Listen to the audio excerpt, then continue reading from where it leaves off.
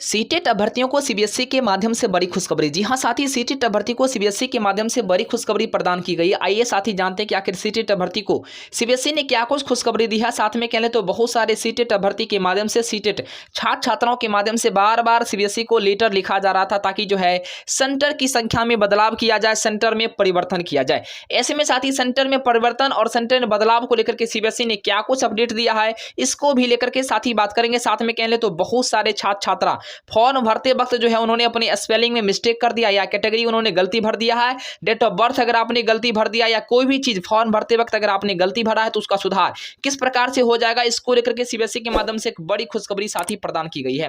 आइए साथी बात करते हैं कि क्या क्या आप जो है चेंज कर सकते हैं, क्या क्या आप सुधार कर सकते हैं। साथ में बात करेंगे आखिर सेंटर की संख्या और सेंटर में बदलाव को लेकर के, चूंकि बहुत सारे साथी चाहते हैं, बहुत सारे अभ्यर्थी चाहते हैं कि मेरा होम डिस्ट्रिक्ट और होम स्टेट ही मेरा सेंटर हो। चूंकि फॉर्म भरते वक्त जब उनको सेंटर नहीं मिला तो उन्होंने अदर स्टेट सेलेक्ट कर लिया, अदर डिस्ट्रिक्ट उन्होंने सेलेक्ट कर लिया।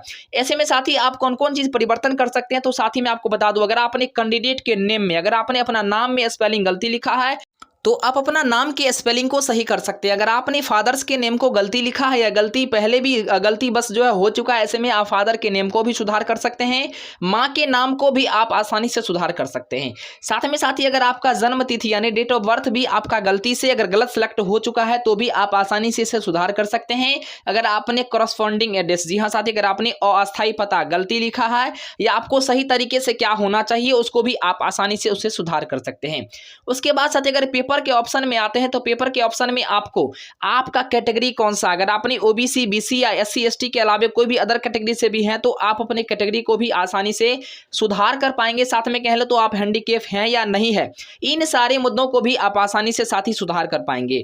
साथ में साथी कह ले तो लैंग्वेज जो सबसे महत्वपूर्ण और सबसे अहम आता है कि लैंग्वेज 1 और लैंग्वेज 2, यानी जब आप पेपर 1 का फॉर्म भरे होंगे या पेपर 2 का आपने अगर फॉर्म भरा होगा तो लैंग्वेज 1 में आपने कौन सा सब्जेक्ट डाला है, लैंग्वेज 2 में आपने कौन सा सब्जेक्ट डाला है। तो ऐसे में लैंग्वेज 1 और लैंग्वेज 2 को भी आप आसानी से सुधार कर पाएंगे, इसमें किसी प्रकार की साथी परेशानी नहीं है। यानी पेपर 1 और पेपर 2 में दोनों में आप सुधार कर सकते हैं। लेकिन साथी आपको याद करना होगा, आपको ध्यान में रखना होगा, अगर आपने पेपर 1 में लैंग्वेज 1 और लैंग्वेज 2 जो दिया है और पेपर 2 में जो लैंग्वेज 1 और लैंग्वेज 2 देंगे, बिल्कुल आपको ध्यान रखना है कि हमें कौन सा सब्जेक्ट देना है, क्योंकि इसके बाद साथी आपका परिवर्तन नहीं हो पाएगा। यही लास्ट ऑप्शन आपके पास बचा हुआ। एक और बड़ी खुशखबरी जो है सीटेट के माध्यम से दी गई, जो मैं आपको साथी शेयर कर चुका हूं कि आप लोग को एक बार और परिवर्तन, एक बार और एडिट करने का ऑप्शन आप लोग को 28 तारीख से सीबीएसई देगी। 28 तारीख से वेबसाइट पर आपको एक लिंक एक्टिव मिलेगा, जहां से जाकर के आप अपने लॉगिन करेंगे, आप अपने एप्लीकेशन नंबर को डाल करके, पासवर्ड को डाल करके, और उसके बाद साथ ही नाम, father's name, mother's name, date of birth,